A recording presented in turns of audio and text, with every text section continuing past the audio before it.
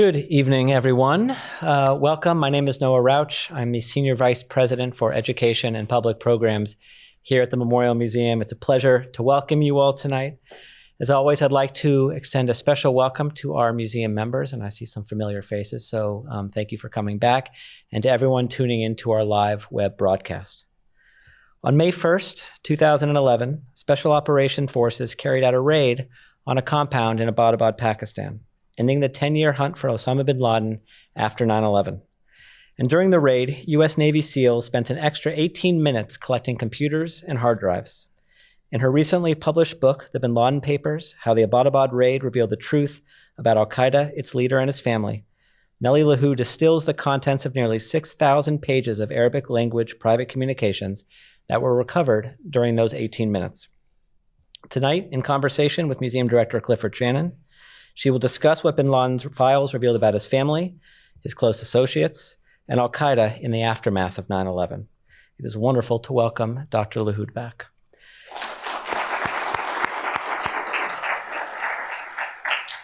I'm now going to give you a little of her bio. She's an associate professor in the Department of National Security and Strategy at the U.S. Army War College. She's also a senior fellow in New America's International Security Program. Fluent in Arabic and French, Dr. Lahoud's research has focused on the evolution and ideology of al-Qaeda and ISIS. The Bin Laden Papers, her recent book, was published with Yale University Press and was featured on CBS's 60 Minutes. So without further ado, please join me in welcoming our speaker, Nelly Lahoud, in conversation with Cliff Chanin. Thank you, Noah. Let's cut to the bottom line. If you have any interest in what bin Laden was up to or wasn't up to in the years, and what his life was like, you've got to read the book, okay? That's just to start. I'm also thrilled we're back in the light of day, which really feels very different. And welcome everybody for coming out of this beautiful day. And we are with someone who is going to shed light on a dark subject. So you see what I did there? Yeah, okay.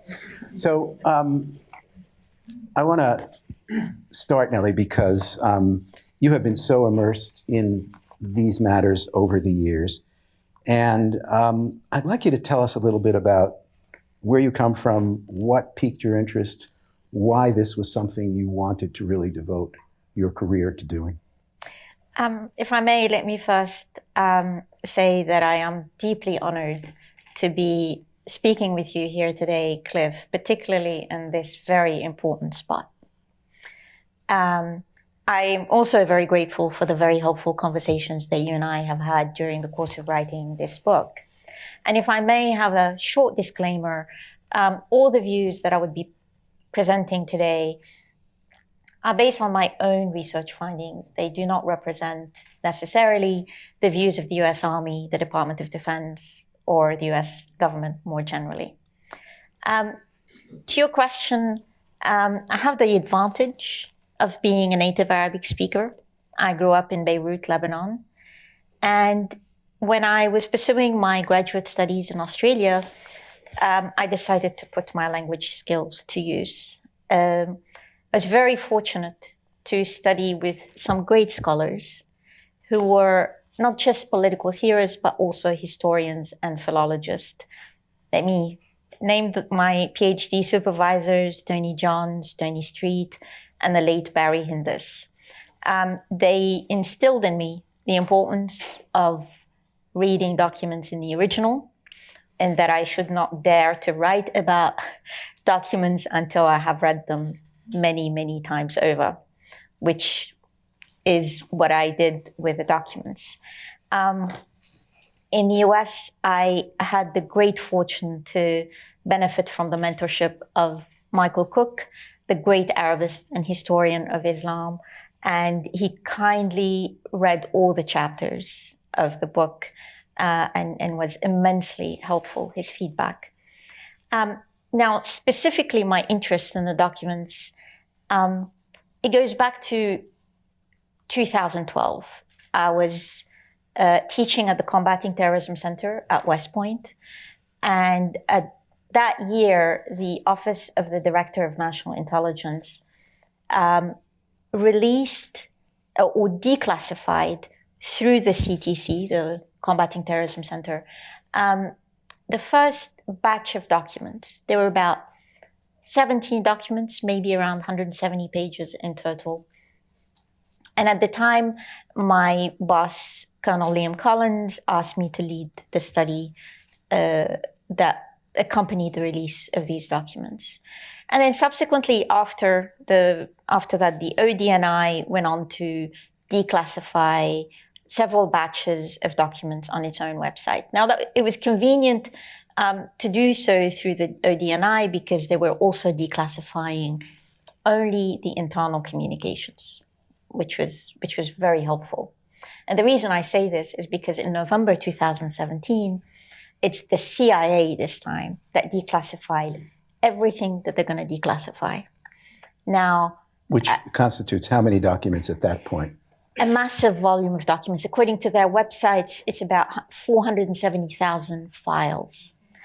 Now, this was daunting to go through this. And within a few months of the release, I had the great fortune of meeting Peter Bergen at a conference.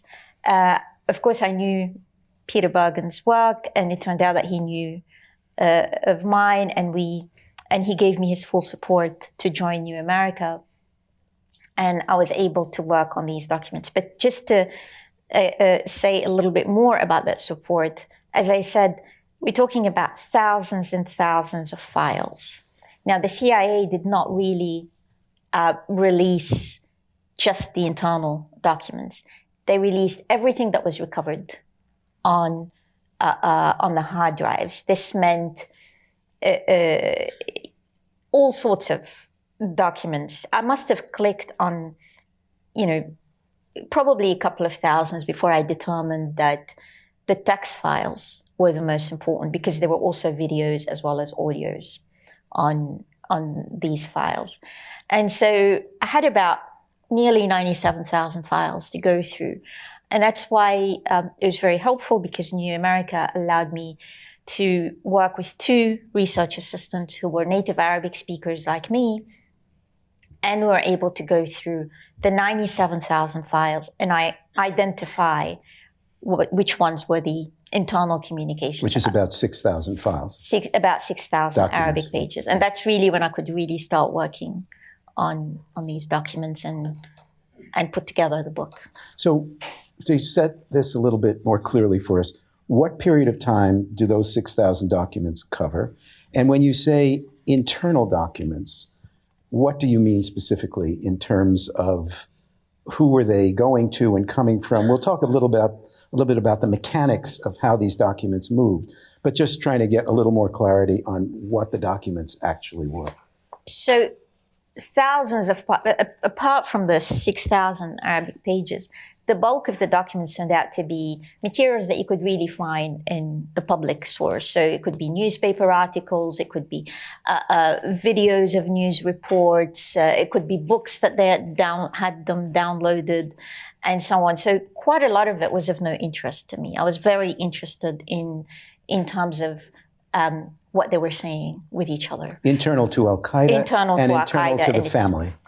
To al-Qaeda, everybody was the personal was also political, right, as I make it clear in the book. And so, and we have, even though not everything was internal, but the 6,000 Arabic pages, they are brimming with revelations, because they allow us to chronicle al-Qaeda's history post 9/11. And we have documents, covering all these years. And even though some documents are missing, you can still reconstruct some of what happened during those missing years from the existing documents that exist, from the letters that we still have. So 6,000 pages they have ample information to allow us to chronicle the key events that shaped al-Qaeda post 9/11. Post 9/11 and post its departure from Afghanistan. Right. Its protected shelter there. But one of the fascinating things that emerges from this is bin Laden is, in those early years, giving advice and trying to set a marker for how his associates should be protecting themselves, because the American presence is closing in on them in various ways.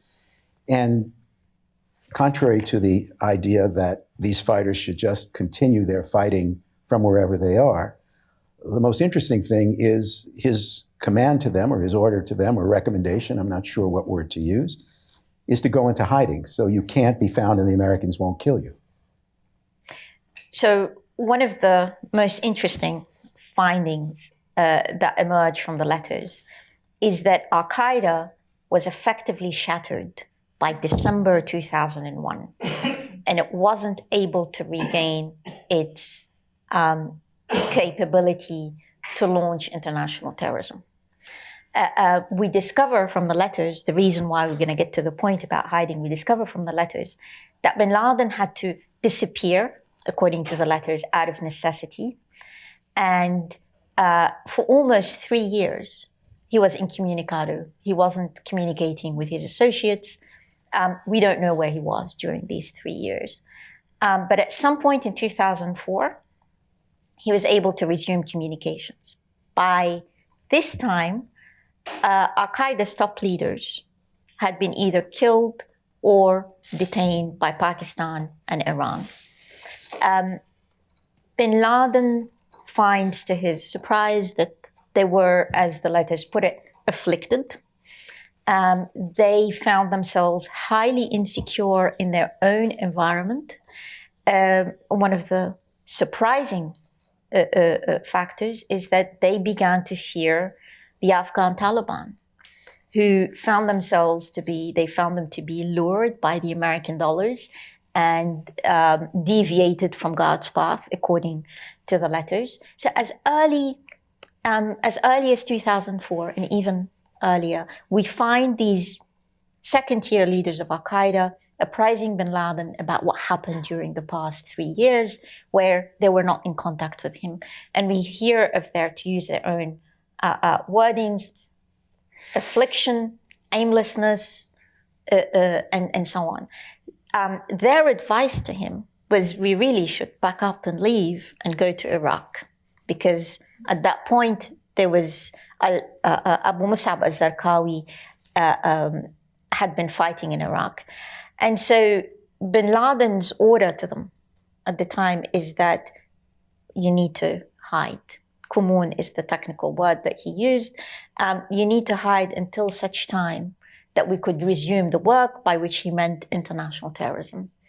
And so effectively, hiding became their modus operandi. So it sounds from what you're saying that bin Laden, in spite of being in hiding himself, in spite of the fact that he's telling the others to go into hiding, his goal over the longer term was still to resume the work, which was not in Iraq, but which was directly targeting the United States. That seems never to have changed in his assessment of what al-Qaeda should be doing, whether or not it could do it at a given moment. Absolutely. This was right until the very end. And in fact, as I note in the book, his ability to influence regional jihadi groups was minimal at best. And often he found them to be unreliable and a liability to global jihad, precisely because they were not focused on global jihad, by which he meant attacking the United States. Right. And so this idea of al-Qaeda as an organization and its individual adherents being afflicted, just tell us a little bit more about what this means, because you've said already that the organization, because of these security concerns, was essentially broken, that it could not do the work that it intended to do.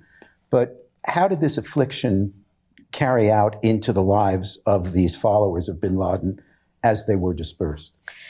Well, in 2004, after he found out that they were afflicted, he sent out to them, you really need to be hiding. It was very important that any communications you needed to do was not through meetings, but you needed to, he started talking about the closed circle, meaning that you could not communicate in person, and nobody could know where you were. So that was That was mainly his order in 2004. But beyond that, what this really translated into, throughout the time until the very end, until 2011, we find bin Laden itching for international terrorism, and we find his associates having to tell him that we can't move. Initially, it was the impact of Operation Enduring Freedom and so on. But what really devastated them were the drones. The drones were highly effective, so much so that a jihadi, an Arab jihadi, couldn't even take his car to the garage because he could be tracked down. What was interesting in this element is that they managed to find out, according to them, how the drones operated. They believed that they found a nexus between spies on the ground as well as the drones. And according to the letters, the area, and they were mostly concentrated in North Waziristan. Pakistan. Yeah. In Pakistan. The area was infested with spies. So clearly the CIA had been doing a very remarkable job. And some of the letters that reached bin Laden suggest that the people were not the jihadis, including al-Qaeda, were not very disciplined in terms of evading the drones. They believed that evading the drones was a simple matter. All you needed to do was to hide and to follow operational security measures and to be disciplined about it. And they couldn't. They couldn't enforce great discipline. What they effectively needed to do was to do what bin Laden was doing and hide in Abbottabad or not move. Anything short of that, they were being tracked. And so from that perspective, they were devastated by the drones. But we also see in the letters that whatever was happening on the global jihadi landscape, it was news to them. They found out about it from the media, and they were mostly spectators about these events. Sometimes they approved and they were cheering. And on other occasions, they found them to be a liability, some of the attacks. So let's talk a little bit about the mechanics of it, because I want to come back to this idea that however they communicated, bin Laden was out of the loop and was always catching up with what was going on in the world. But when you say letters, let's be clear, we're not talking about putting a stamp on an envelope and dropping it in a post box. There was a system by which electronic letters were written. They were put on, I think you say, a SIM card, and they were passed along to whoever the recipient was supposed to be. But tell us a little bit about how that worked, and if you can estimate what the time delay was in the transmission of a letter either from bin Laden or to him and its arrival at the destination. So the reason why we have these letters is precisely because of what I said earlier, because they were afflicted and they were in hiding. They were in no position to be meeting. Bin Laden,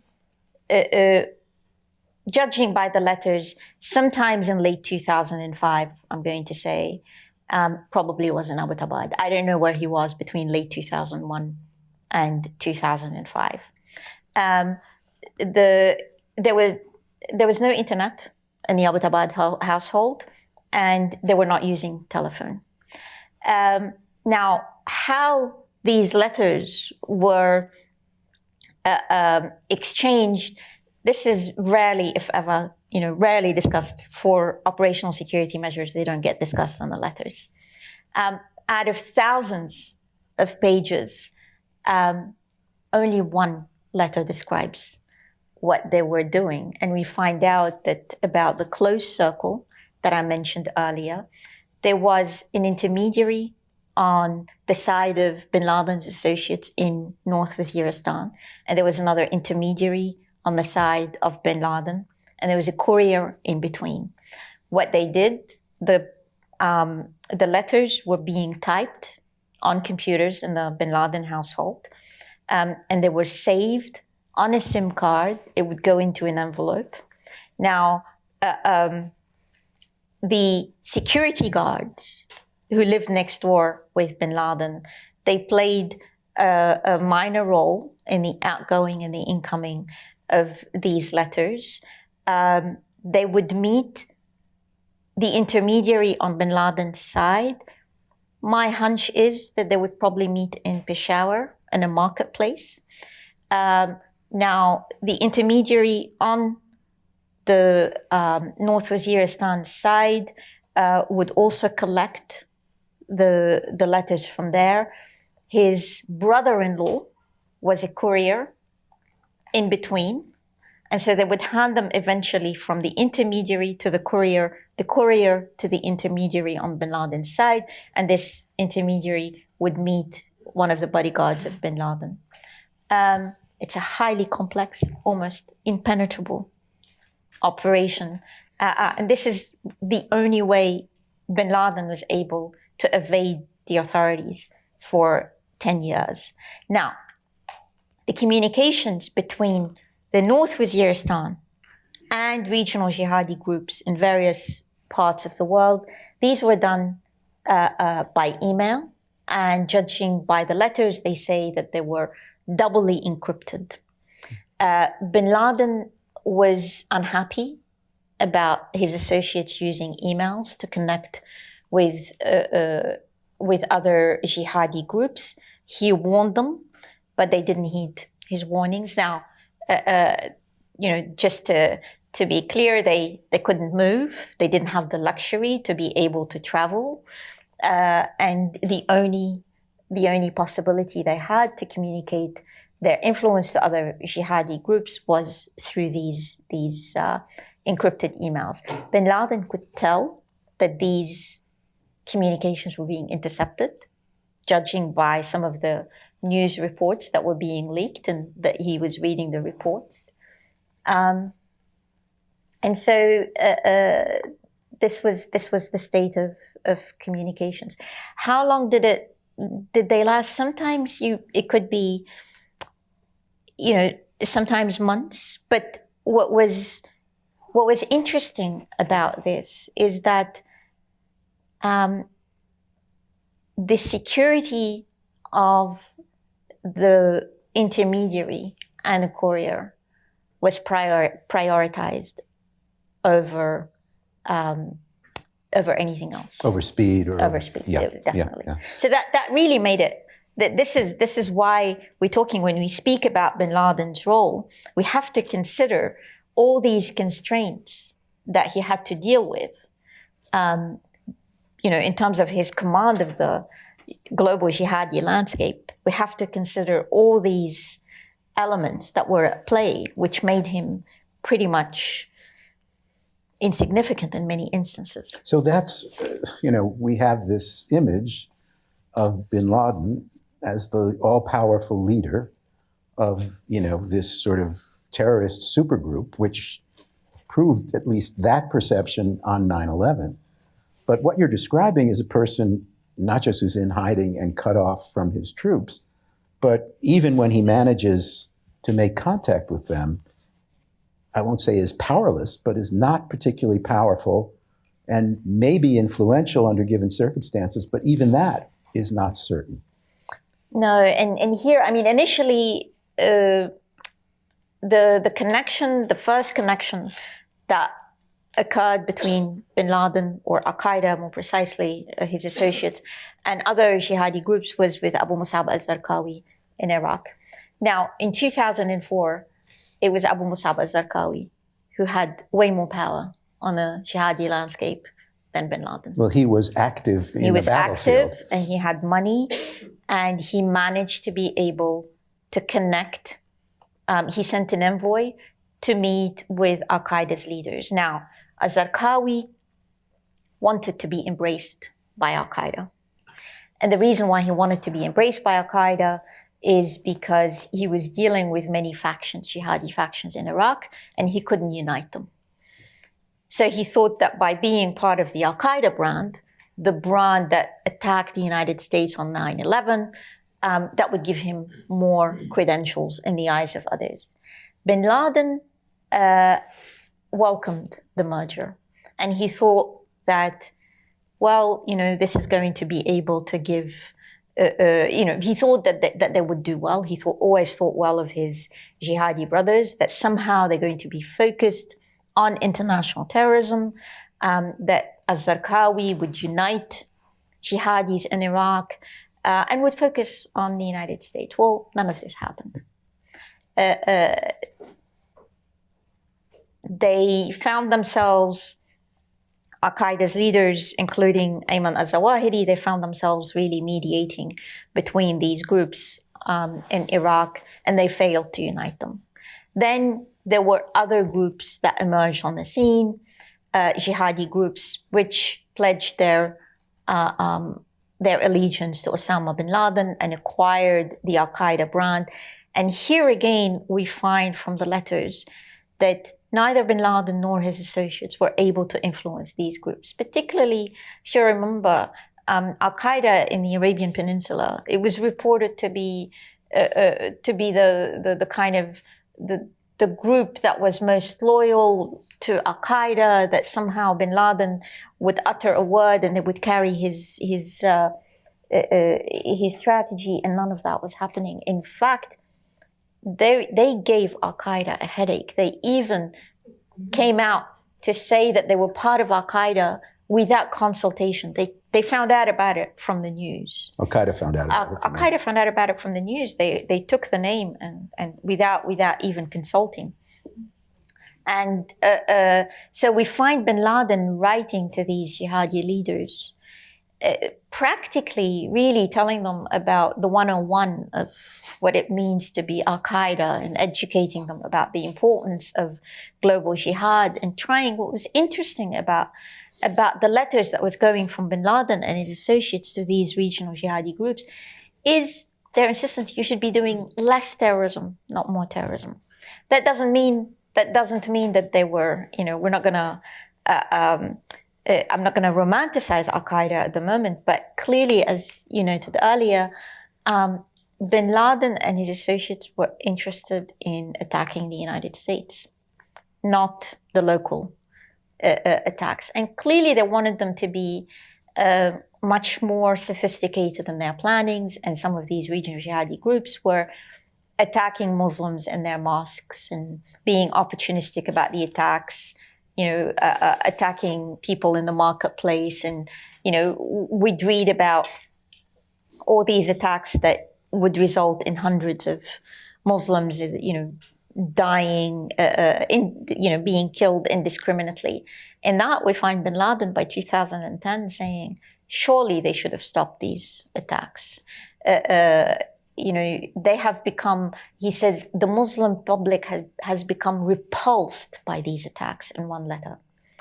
So clearly, whatever influence he wanted to have, he was failing at exerting his influence. It's also true that in this post 9/11, post-Afghanistan period for al-Qaeda, there were terror attacks that at least Western intelligence agencies attributed to al-Qaeda: the Madrid bombing, the London bombing, others as well. You find no trace of any al-Qaeda, at least from bin Laden's side, no trace of any influence of bin Laden, awareness of bin Laden, planning by bin Laden for these attacks. So, what was it, just an assumption on the part of Western intelligence agencies that this must be al-Qaeda in spite of the fact that there was no evidence? Or was there reason, even if attenuated, to think, well, sure, this is al-Qaeda? So let me be as fair as I could about some of the intelligence assessments. Because of the complex process of exchanging these letters, it was impossible for the intelligence community to know about the communications between bin Laden and his associates. So that it is, the intelligence community is forgiven for not knowing where bin Laden was and so on. But in terms of attributing so many of these attacks to al-Qaeda, they should have known better, particularly because quite a lot of the communications that took part, that was happening between al-Qaeda's leaders from North Waziristan to the regional jihadi groups, they should have known that al-Qaeda couldn't have been behind these attacks. As I said earlier, we find in these letters really al-Qaeda's leaders warning and begging and pleading pleading with these regional jihadi groups not to be doing these attacks. Beyond that, in terms of whether it's the 2004, 2005 bombings or the attempted plots in 2006, liquid bombs on planes, we find throughout these letters across all these years, not only that we don't find references that there were any role that al-Qaeda played, but we find them learning about some of these attacks from the news. We find, for instance, in 2009, when Abu Dujana al-Khurasani killed 7 CIA officers in Khost, Afghanistan, they found out about it from the news. They had nothing to do with it. So they were mainly spectators. There isn't a single reference that suggests that al-Qaeda was behind these attacks. Just to be clear, in 2004, when bin Laden managed to resume contact with his associates, he had plans to attack the United States. He wanted to, he planned all these attacks that against locomotives in the United States and to blow up these trains. We know about other attacks that he wanted to plan for the future. They're all in the letters, but the 2004, his plans, by the time, he sent them these plans and hoped that they would be able to carry them out, they informed him, hey, we've got, we can't do anything. We're afflicted here. And so instead of him asking them to do the plans, to carry out the plans, you need to go and hide until such time that you could be able to be operational later. And we find, letters 2006, 2007, 2008, all the way up into 2011, finding them that he's itching for more terrorism and they're complaining that we can't do anything. So much so that in 2010, he's writing, he says, unless al-Qaeda changes its strategy, we're already gone. We would come to an end if we don't do anything. So I can't see them being behind these attacks when all the references that we have, the letters that exist, that were recovered, al-Qaeda's leaders complaining about their situation and their inability to carry out attacks. You switch a little bit because everyone's in hiding, including Osama bin Laden. How would you describe the life he led in hiding, at least in terms of the Abbottabad period, where he has this compound that's been built for him? He has, at least in the early years, these trusted bodyguards who are conducting relations with the outside world on his behalf, so whatever shopping or other things. Over the course of the years, members of his family, 3 of his 4 wives, wind up with him, the last of those arriving shortly before the May 2011 raid. What was the domestic situation in hiding, not just for him at that point, but for a growing group? I think by the end of it, there were over a dozen children in the compound and so on and so forth. How would you describe the life that he was living? So by the time of the raid, there were 16 people in his own compound. 9 of the 16 were children. And here we find there were his children, his own children, 5 of them, as well as his grandchildren. Here, I think the documents also paint a very vivid picture about what was happening in the compound, what the children, how they were homeschooled, what they were reading, how they were playing. We find, this is probably surprising, but it turns out that all the public statements that we've heard bin Laden deliver over the years were effectively co-authored with his 2 daughters, Maryam and Sumaya, as well as his 3rd wife, Siham. One of the first letters that I read when the CIA declassified those thousands of files that I noted earlier, the first letter was from his wife, Siham, writing to her daughter, who was in North Waziristan. And she tells her, I'm writing to you in haste because I'm busy preparing the public statements with your father. So clearly, bin Laden's daughters and his wife did quite a lot of the heavy lifting. Let me just come in there because, as you describe it in the book, the traditional role of women in the jihadi movement is that mothers encourage their sons to jihad, wives breed love of jihad in their own sons, but they are in the home and they are not public figures in any way. And yet, and some of this may have to do, and it's implicit in some of the references you make to bin Laden's views of his own sons, at least the ones he was in touch with, they don't really seem up to the task. And he relies much more on the daughters for their acumen in writing, in sort of crafting statements, and in how to really provide an effective message. And he acknowledged this and did rely on them very clearly. So that's a little bit off-brand, if you will, for that movement. It is. Though, in some ways, it's probably because we didn't know enough about the domestic role of women. The reason why we didn't know enough is because women are not part of the public face of al-Qaeda and jihadi groups. They don't come out in public. They don't put out their statements. But according to all the writings that we know of them, is that, as you said, we know them as mothers, as sisters. They need to be supportive of jihad. They need to bring up their children on the love of jihad. And they need to shame their husbands and their sons and their fathers if they don't take up jihad. That's what we know about them.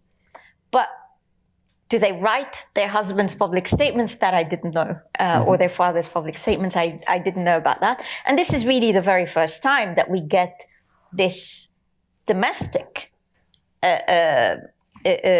insight into what they were doing at home. Now, clearly, Khalid, his son Khalid, he was in the compound. He did help a bit, but clearly he wasn't as competent as Maryam and Sumaya. And we know about this because when his wife, his second wife, Khayriya, who had been detained in Iran for about 10 years, she joins him in February 2011, just a few months before the raid. She's writing to her son Hamza, who is still in North Waziristan, and she writes to him about what was happening in the household. And in her letters, she tells him about the fact that Maryam and Sumaya's writings are broadcast on TV, meaning that when bin Laden delivers these statements, they're the ones writing them. So, and we know the letters from his wife, Siham. Then she tells him also about Khalid, whose interest, he had been for years wanting to get married, and imagine him having been stuck at home, couldn't do anything. They didn't really leave the compound just to evade the authorities. Khalid had a cow. He looked after the cow. They had some chicken that he was also looking after. Because of all the security measures that they needed to follow, they baked their own bread. They purchased grains and legumes in bulk so that the bodyguards who had been complaining for years about the security measures that they too had to follow, that they would not burden them with much except for fruit and vegetables. These were the regular things that they needed to have. But beyond that, they needed to be as self-sufficient as possible in that compound.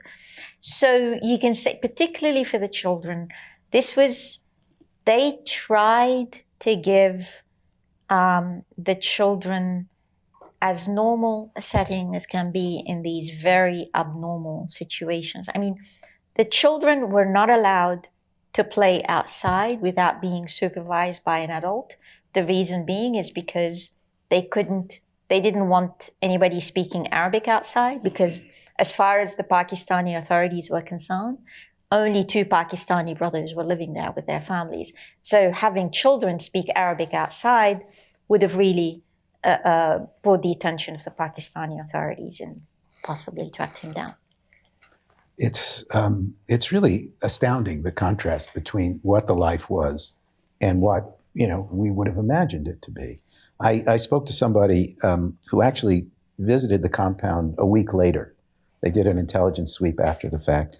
And, you know, what he described essentially was just shock at the sort of degraded level of life that was going on in there. There were certainly, it seems, too many people for the space that they were in. But one of his wives, on the other hand, who made it a condition of her marriage to him that she continue her studies, had a PhD in Quranic grammar, and she was the one who was organizing the curriculum. You found her curriculum among the documents. That's right. It was Peter Bergen who found that she had done a PhD in Quranic grammar, but I found the curriculum that she was teaching in the compound and the plans that the children went through during the day, what they were studying, the break that they took either for lunch or for prayer. During the religious holidays, the children would elocution poetry, and bin Laden would give prizes afterwards. They liked some stories. He would read them stories in the evening. They enjoyed playing with the cats. So you get to some of the videos that they were watching. We got to see quite a vivid portrait of what was happening in the compound at times, because the grandchildren that were there, bin Laden's daughter, she was 19 and she died while giving birth. And so, while she was in Waziristan. This was her fourth child. That was her fourth child at the age of 19. And so they pleaded with the husband to send the grandchildren so that they would be raised in Abbottabad. And they did. That would have been end of 2007. And there were already bin Laden's children from his Yemeni wife. We don't hear from her. She must have been very busy in that compound. But her daughter, Safiya, the oldest, she seemed to have been quite affectionate with bin Laden's grandson, and she would tutor him. She was probably about a year older than him, and she was tutoring him. Clearly, the women are quite impressive, whether young and old, in the compound. It's quite remarkable. Let's talk a little bit about the bodyguards. And, you know, again, they're responsible for protecting him. Yet, as you say, over the years, the burden of this and the fact that they had to live essentially as sheltered a life as he did in order to protect him, in order not to call attention to them, this became too burdensome for them, and they wanted out. And so you recount, because the documents reflect this, negotiations he had with the bodyguards, trying to get them to agree that more family members should come, and them refusing, and him realizing there's nothing he could do about it. So, you know, that's a reversal of what we would expect, no? So the man who was terrorizing the world with his speeches was living in terror, and the bodyguards were terrorizing bin Laden. So I mentioned his daughter who was living in North Waziristan. She would have loved to come and join and live with the family. They didn't allow it. I don't know what the negotiations were that allowed her children, but they must have pleaded with them to do so. They wanted Khalid to be able to go and get married and bring his wife. Again, they didn't allow it. At the end, what was really testing bin Laden is that his wife, Khayriya, after she was released from Iran, he wanted her to join him for a very long time. They wouldn't allow it. They vetoed it.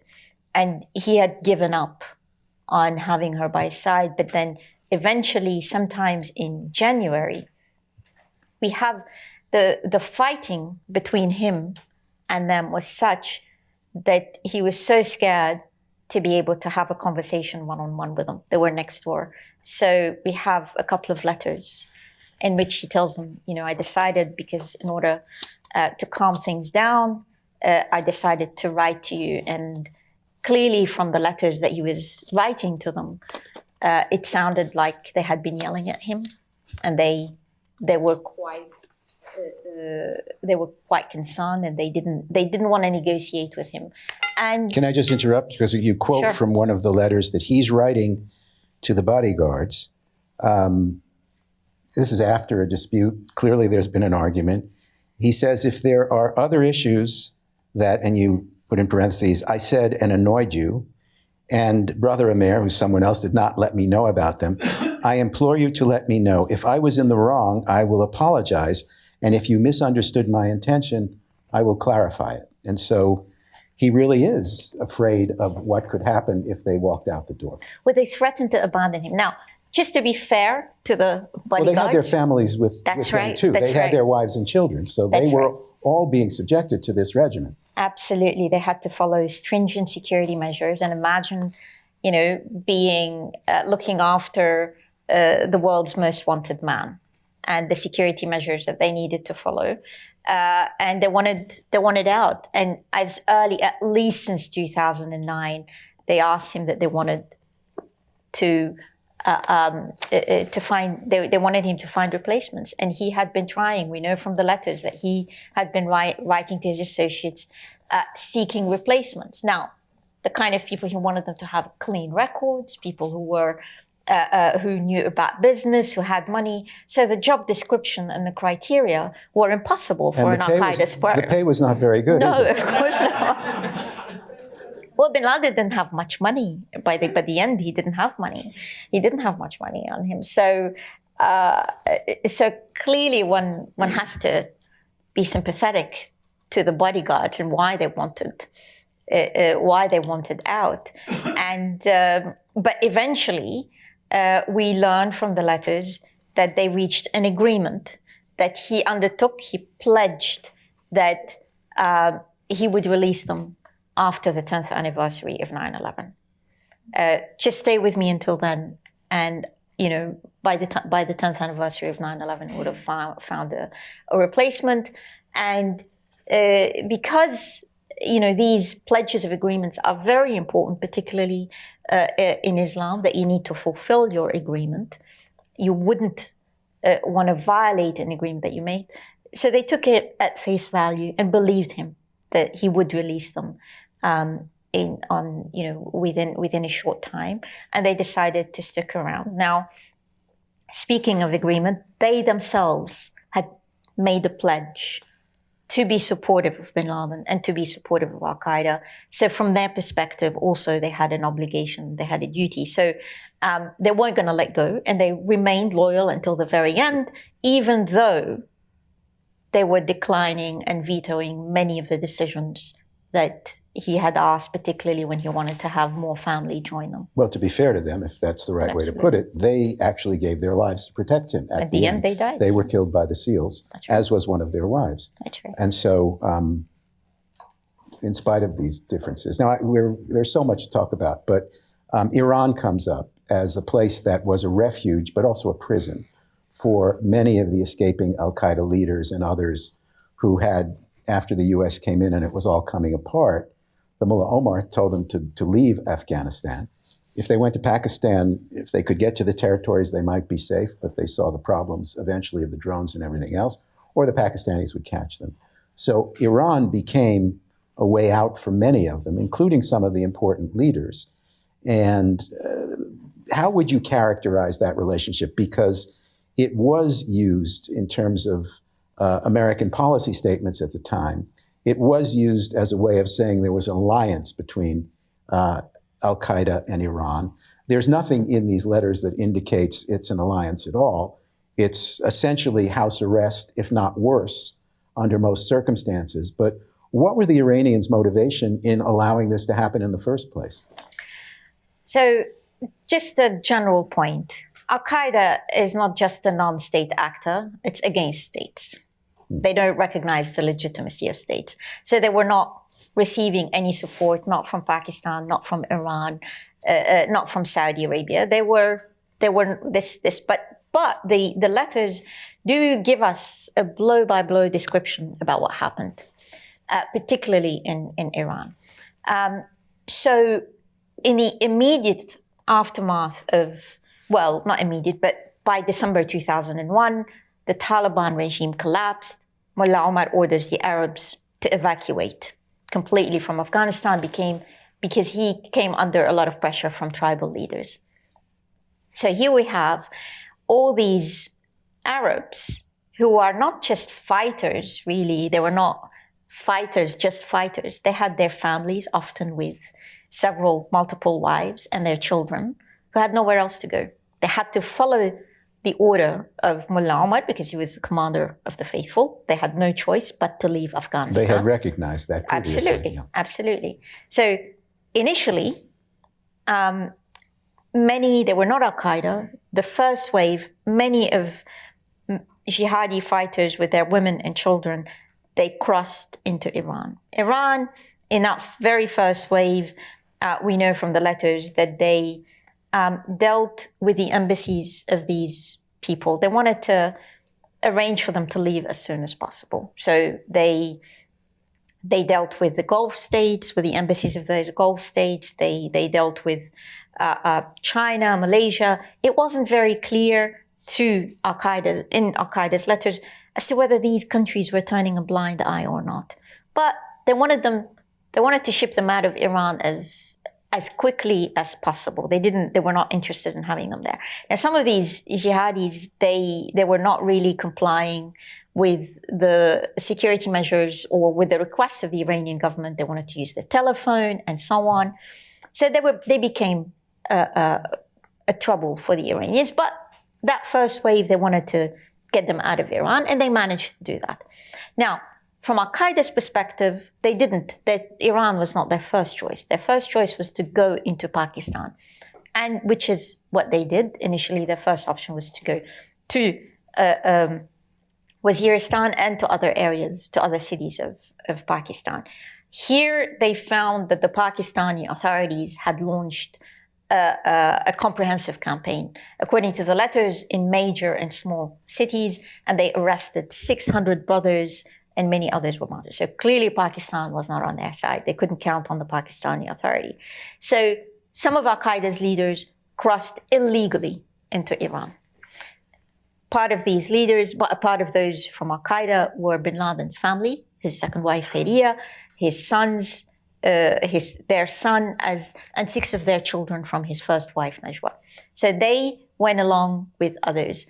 They were assisted, as I said, illegally. They were assisted by Sunni militants in Iran. They're referred to in the letters as the Baluch brothers. Now, these Baluch brothers were happy to purchase mobile phones and help the Arabs rent places, and they managed, and they were very disciplined. They didn't use the telephones. They kept a low profile, and they were able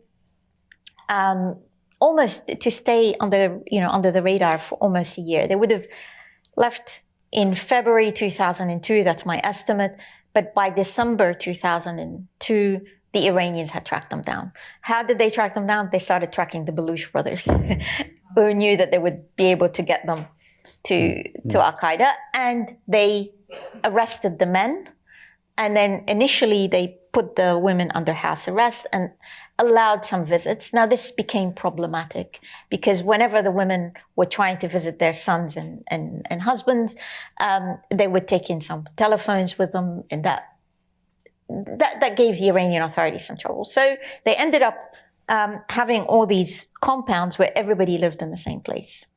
But we know that the conditions were horrible, to say the least, because the Iranian authorities kept neglecting the medical needs of the children as well as the women. And in 2008, bin Laden didn't know clearly about the situation until 2008, when his son Saad ended up escaping from detention in Iran and managed to get to North Waziristan, where he wrote a 15-page letter to his father detailing what happened from 2002 up until 2008. And here we find that the detainees had tried to, rebelled inside those detention camps. They rioted, that bin Laden's daughter was being hit by the guards. It was clearly, we know that a woman died because they kept neglecting to take her to the hospital. We know that bin Laden's son's, Saad's wife, she lost her, she was pregnant, and they didn't take her to the hospital until after she lost the baby. So clearly the conditions were absolutely miserable. And the next time we hear about, or what really prompted the knowledge about what Iran was doing, is because bin Laden's daughter, Iman, ended up escaping as well. And she went to the Saudi embassy, and this became public. For a very long time, al-Qaeda didn't talk about the detainees in Iran, simply because the Iranians were holding them as a bargaining chip. So they kept quiet about them. But clearly, there was absolutely no support from the Iranian government for al-Qaeda. The detention the conditions in detention were miserable. Yeah. Let's see if we have a question or two from the audience. Wait for the microphones, please. Hang on one second. The gentleman in the back there, right there. Hi. Thank you for being here. I appreciate it. My name is Adrian. I'm a NYU graduate student studying global affairs with a focus on transnational security. Throughout history, I wrote this down, that's why I'm looking at it. Throughout history, there have been some infamous names, and bin Laden is undoubtedly one of them, at least from a Western perspective. Infamous names. In your opinion, in your professional opinion, do you feel we will see another figure like bin Laden today? Thank you. I don't do predictions. I try to read texts and analyze them. I'm better at doing that. But certainly, his determination, his goals were unique to him. He was an impressive planner, but a failed terrorist leader, because at the end of the day, he failed to deliver on his goals. And most importantly, he didn't understand the limits of terrorism, and he should have known better. So, I think the world, there are always figures who are disruptive to the world. But I do want to say, and this comes out at the end of the book, without diminishing what bin Laden did, the importance of what he did, quite a lot of what happened post 9/11 was because some of the failures on various parts of intelligence agencies to assess how minuscule he should have been. So I don't want to give him too much credit in terms of his role. He certainly changed the world, the politics of the world, but not the way he wanted. What happened ends up being what other states decided to do, but not what he wanted to deliver. Gentleman in the back.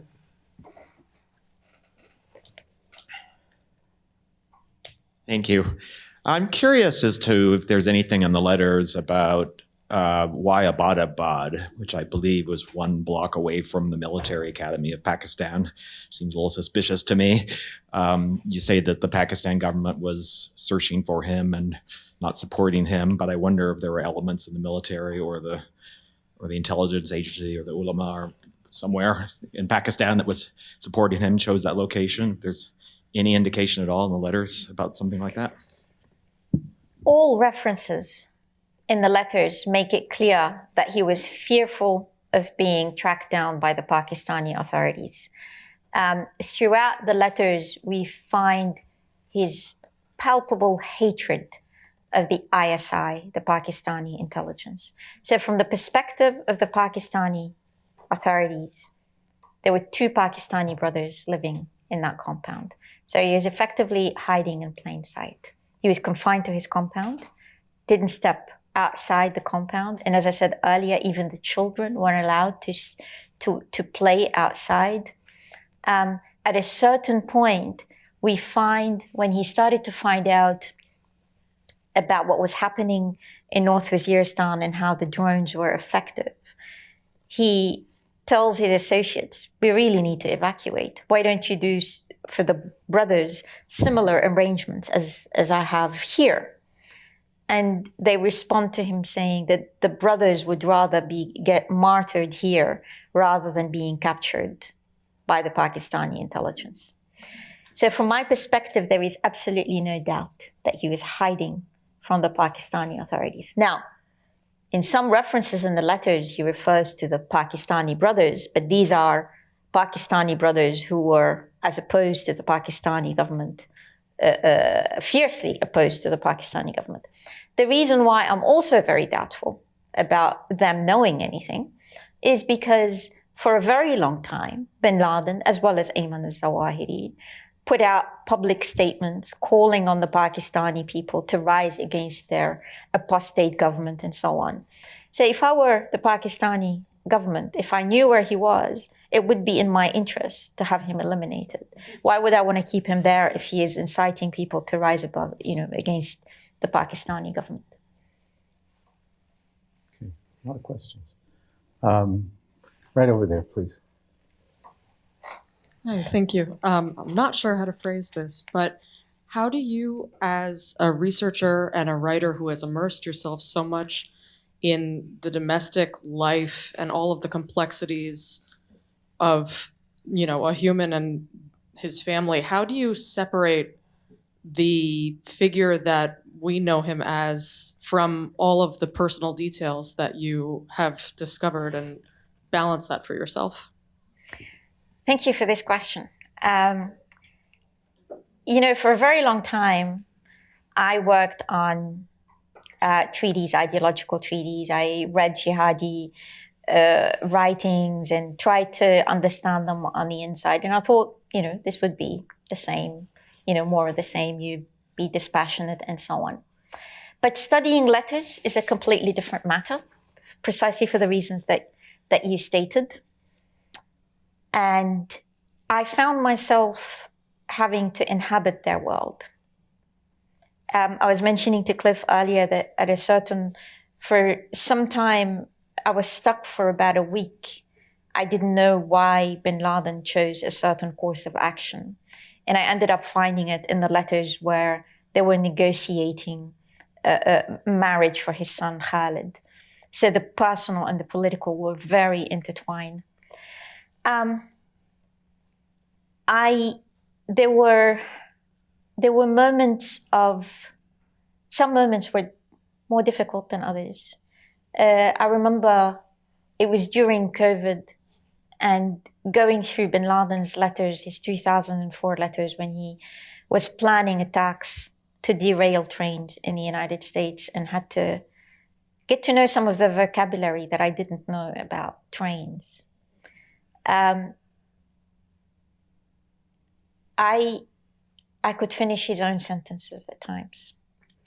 I read the poetry of his wife when she lost her daughter in North Waziristan. Very powerful poetry. I hope that I delivered in a book a dispassionate book.